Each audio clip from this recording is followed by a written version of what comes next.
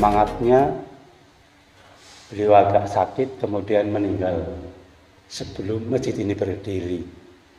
Itu suaminya Bu Umi Salamah, namanya Budoyo. Luar biasa beliau. Mari kita doakan mudah-mudahan beliau diampuni dan diangkat di sisi yang mulia. Juga ada tokoh yang luar biasa di sini, Pak Usairi yang sekarang jadi ketua ranting. Dialah pelopor Banjarsari menjadi seperti ini. Dulu saya aktif dulu. Jadi beliau kemudian juga menyelamatkan Pondok Al-Muntazah dengan tanah yang dibangun itu adalah miliknya, wakafnya beliau Pak Usairi. Alhamdulillah, mudah-mudahan beliau tetap sehat, kemudian rezekinya lancar. Adik-adik santri perlu berdoa kepada mereka-mereka yang berjasa. Karena saat kita mendoakan para pendahulu, itu kalian juga dapat kebaikan. Dan itulah akhlak Islam. Akhlak santri, kalau kita lihat ceritanya Pak Samsudin, Direktur Al-Muntazah itu luar biasa. Di Gontor itu kalau menghormati para pendiri itu sampai hati. Kalau pondok-pondok juga di saudara kita itu, kalau berdoa pasti pendahulunya disebut. Karena beliaulah yang pada berjasa. Jadi adik-adik harus merasa bangga dan beruntung karena dibimbing langsung oleh Pak Samsudin. Beliau luar biasa dalam berjuang. Waktu beliau menyampaikan keuangan pondok, aduh, luar biasa beliau. Jadi direktur juga mencari uang, juga mengajar. Ini adik-adik santri di bulan puasa ini. Maka di samping adik-adik berterima kasih sekali kepada beliau selaku direktur dan juga para ustadz, antum wajib mendoakan kepada mereka agar Pak Samsudin sehat terus semangat, agar bisa membimbing kita semuanya. Yang lebih penting lagi adik-adik, orang yang menuntut ilmu itu doanya kan tidak tertolak. Apalagi sedang puasa. Berdoalah kepada orang tua, bapak ibu di rumah, agar punya kemampuan secara ekonomi sehingga bisa bayar SPP. Betul ya, Dek? Karena ada yang beberapa yang belum bayar. Doakan, pasti terkabul. Karena bulan puasa. Jadi adik-adik mendoakan kepada orang tua itu tembus langsung. Maka mari kita ajak adik-adik terus berdoa kepada orang tua. Agar orang tua bisa terus lancar rezekinya, adik-adik kemudian bisa terus mondok. Kalau saya lihat ini adik-adik ini wajahnya jadi orang-orang besar semuanya. Dan berharap nanti adik terus meneruskan pondok ini.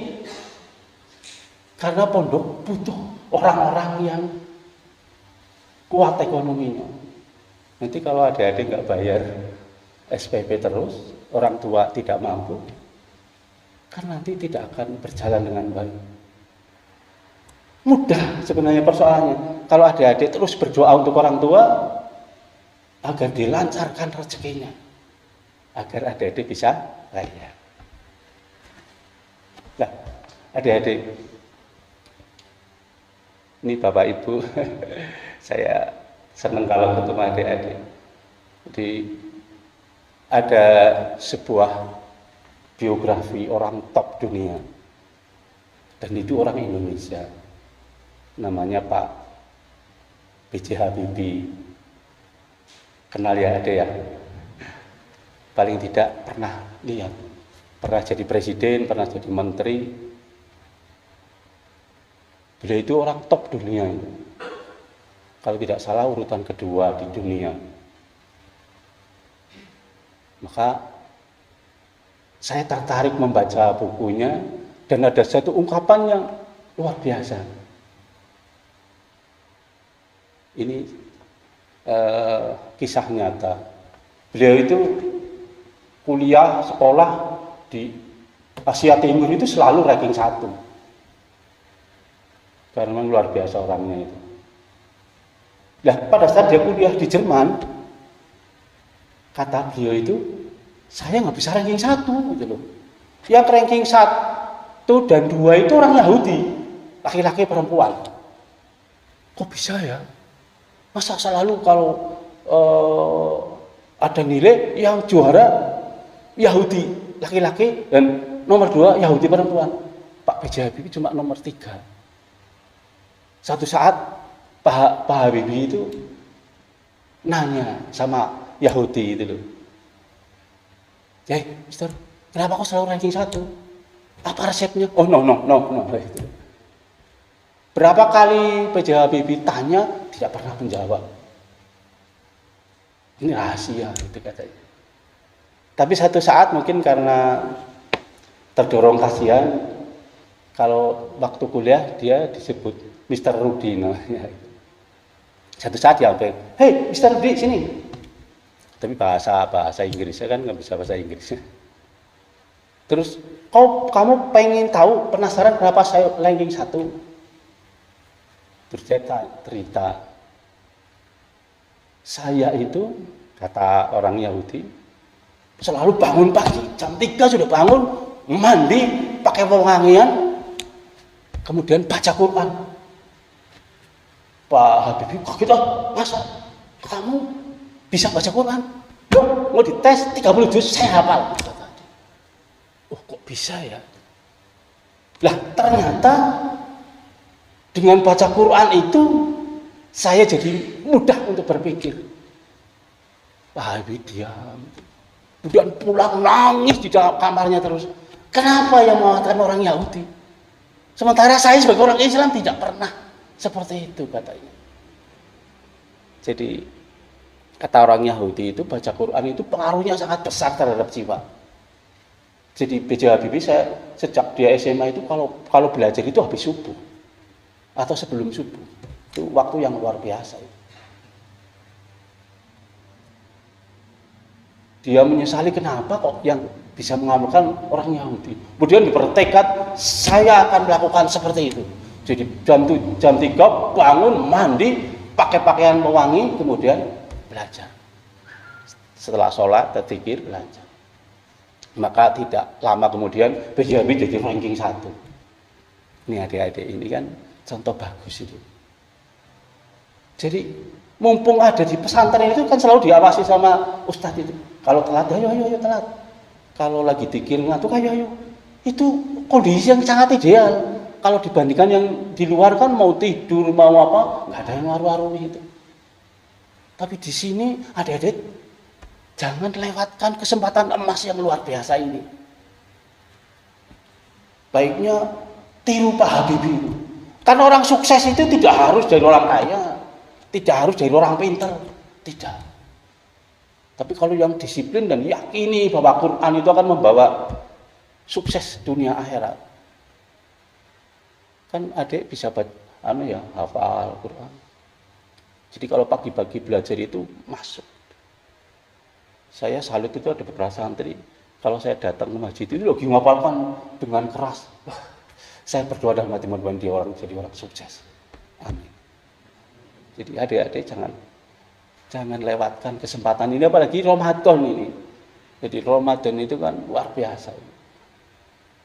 Karena banyak cerita di mana santri sekarang menjadi orang sukses. Salah satunya adalah dia selalu berbakti kepada orang tua. Adik-adik, kita harus selalu mengukur betapa kita kepada orang tua kurang menghargai, jarang berdoa kepada orang tua. Atau paling mudah itu Apakah kita kepada orang tua suka menghargai? Salah satu yang minimal itu bahasa. Bahasa tahu ya. Kalau ibu badhe tindak pundi kan gitu. Bu apa ngendi kan biasanya seperti itu. Jadi adik-adik, saya berharap orang tua adalah kunci suksesnya adik-adik. Doakan agar mereka lancar rezeki, biar SPP-nya lancar. Kan jadi menyambung gitu kan. Dan kalau adik-adik pulang ke rumah, terkadang kan ibu kita, bapak kita itu ada yang belum sholat. Jangan dicaci maki. Karena orang tua tetap harus dihormati. Birrul walidain itu adalah nomor 2 setelah bertakwa kepada Allah. Ya ibu kita tidak punya ilmu, kita nyantri baca Quran 3 juz, ibu kita belum. Mereka tidak sempat karena mengurus kita. Kecil, waktu kita kecil kan merepotkan sekali itu. Mau sholat pipis.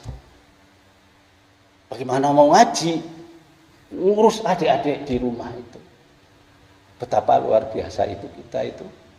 Maka jika adik-adik mau birrul walidain, insya Allah akan sukses. Siap? Kalau adik-adik saya berharap ini, kalau wajahnya ini, saya teringat sekali beliau Pak Haji Casewan itu, tadinya Pak Kuseri itu, dia ingin santri saya harus kuliah. Karena sekarang terbuka lebar itu. Kalau adik-adik apa 15 juz saja beasiswa. Kalau 13 juz itu sampai kosnya aja dibayar itu. Kan peluang kalau adik-adik bisa berprestasi. Dan prestasi itu mudah kalau adik-adik mau, punya kemauan. Jangan malas. Karena tidak lama, Dek. Cuma 6 tahun itu tidak lama. Tapi adik nanti setelah jadi manusia di masyarakat, itu kan lama sekali itu. Dan sangat dibutuhkan oleh masyarakat kan mesti. Oh, alhamdulillah di tempat saya sudah ada santri. Mudah-mudahan ke depan masjid ini ramai kan seperti itu.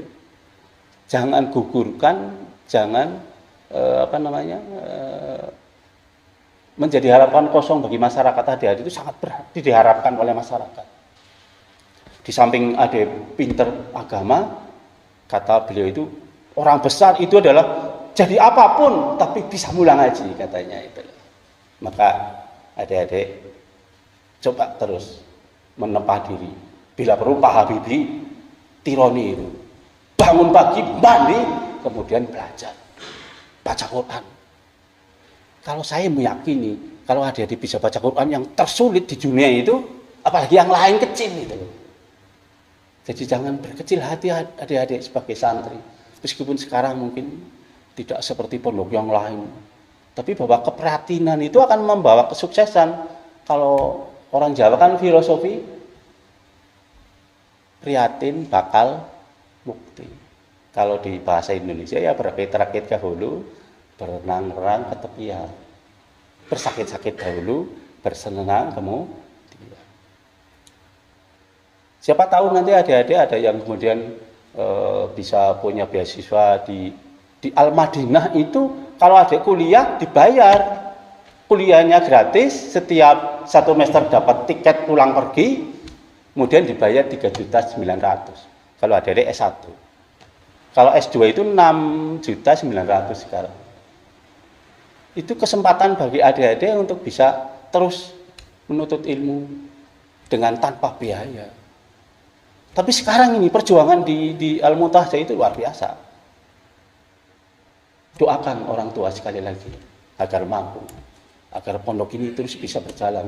Doakan kepada Pak Samsudin sebagai pembina kita agar sehat, semangat. Para ustaz didoakan agar bisa memberikan ilmu kepada kita, agar kita bisa terbang gitu loh kayak Mbak Habibie. Jadi di bulan puasa yang penuh berkah ini kan, setiap detik, bahkan ada sebuah riwayat itu orang yang di kuburan sekarang itu pengen bangun, pengen beramal gitu. karena memang luar biasa bahayanya di bulan Ramadan ini. Adik-adik masih hidup, adik-adik masih punya orang tua. Jadi kalau kita baca biografi orang-orang sukses itu, biasanya dia kepada orang tua itu sangat bakti. Jangan jadi, saya pernah dengar itu Pak Kifni itu, sekarang ini kan bahasa Jawa nggak dikembangkan ya, jadi nggak bisa hormat kepada orang tua. Pak, makan dulu, itu kan. Banget itu loh, santri kok bilang begitu. Bapak diaturi dari kan bagus sih kan. Kata Pak Ifni itu ada orang yang bisa bahasanya bagus, tapi kurang ajar. Dipanggil sama ibu, Bulan, nggih Bu, kok kenal Lombok, oh nggih Bu, matur nuwun monggo, tumbas piyambak, sopan nggih, tapi kurang ajar itu. Ada juga orang yang bahasanya ngakak tapi bagus. Bulan, ya Bu, ngapa? Tukang kenal Lombok, ya Bu, nggih. Orangnya ngakak tapi bagus itu. Jadi adik-adik mau pilih yang mana itu ya? Baiknya kan ibu, pada saat saya kecil kayak adik itu sering diutus sama ibu untuk beli lombok, beli uyah itu sering gitu. Meskipun nanti di jalan lupa, tuku apa mau ya balik mana ibu, tebas nopo nggih gitu. Tapi artinya ibu harus kita hormati. Sanggup deh. Tanya kepada diri kita sendiri. Indikator bahwa kita itu menghormati ibu itu bahasa deh. Jangan sampai sama ibu kita nggak bahasa, bahas sama orang lain mungkin ketemu saya bahasa, tapi ketemu ibu enggak. Dan orang yang paling berjasa itu kan ibu. Kan sangat ibu mesti akan ada di sini prestasinya baik, pulang. Bu, nyondo harus tuh Bu, belum pada ulangan. Karena ridho Allah itu tergantung ridho ibu. Nah, kira-kira bulan puasa yang masih ada sisa 20 hari. Insyaallah kalau adik-adik di Ramadan ini dengan berdoa yang sungguh-sungguh, jalankan sesuai dengan anjuran, insyaallah adik-adik menjadi sukses. Manjada wajada. Itu kan tekadnya santri.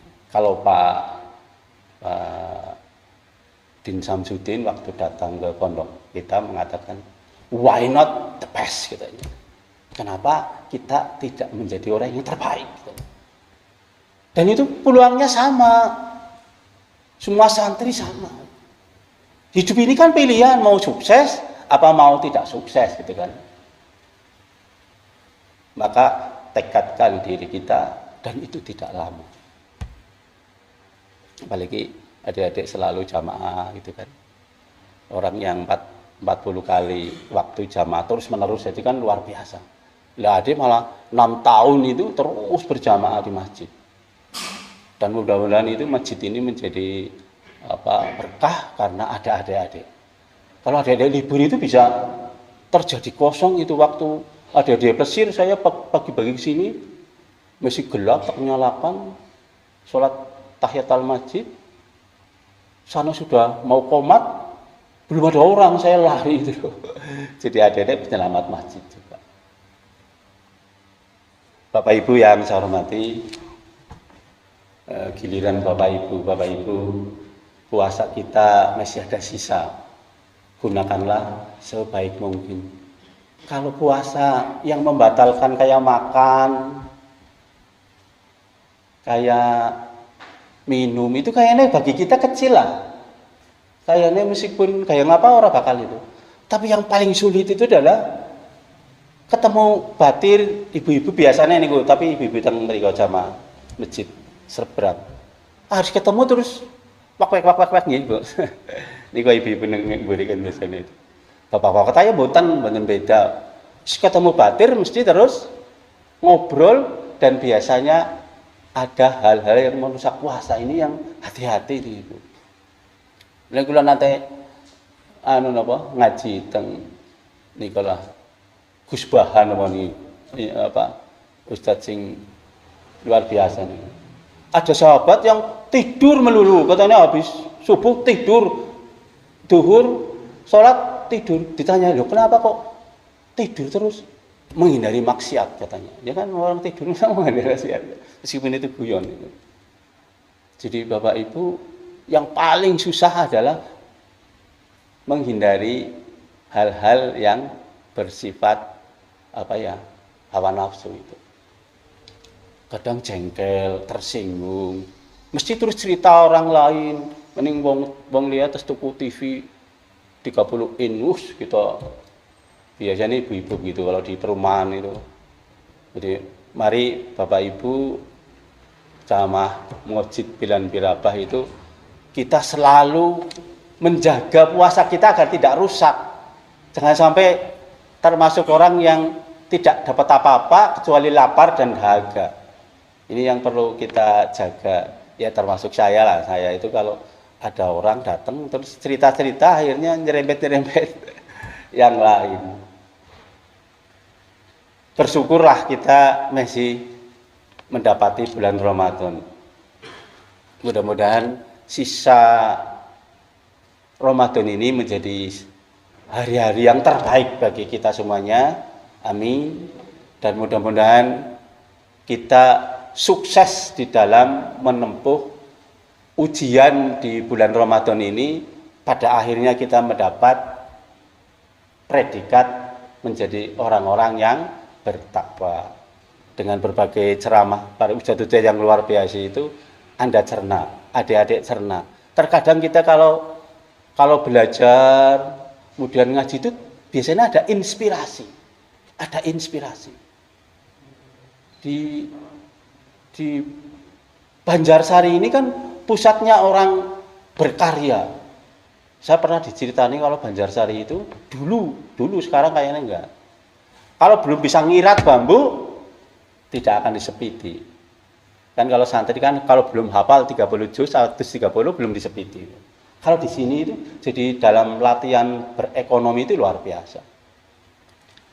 Di Banjarsari itu ada sesuatu yang menurut saya memang perlu Anda perhatikan dan terinspirasi. Dulu itu saya kerajinan bambu. Saya itu pengrajin bambu. Pernah diceritani sama orang Banjarsari. Meskipun hanya pendapat, tapi luar biasa itu deh. Kalau di Cilongok kan kebanyakan gula kelapa ya. Itu kan tidak menek wit kelapa itu sehari bisa berapa puluh. Tapi kalau di sini itu hanya ngirat, bikin tudung. Kata beliau, wong Banjarsari wong aja barang gue mikirnya nganggo ndas gitu loh. Angger wong Cilongok tau mikirnya karo dengkul. Kalau bahasa bisnis itu semakin sedikit menggunakan tenaga itu kan semakin besar dapat uang. Contoh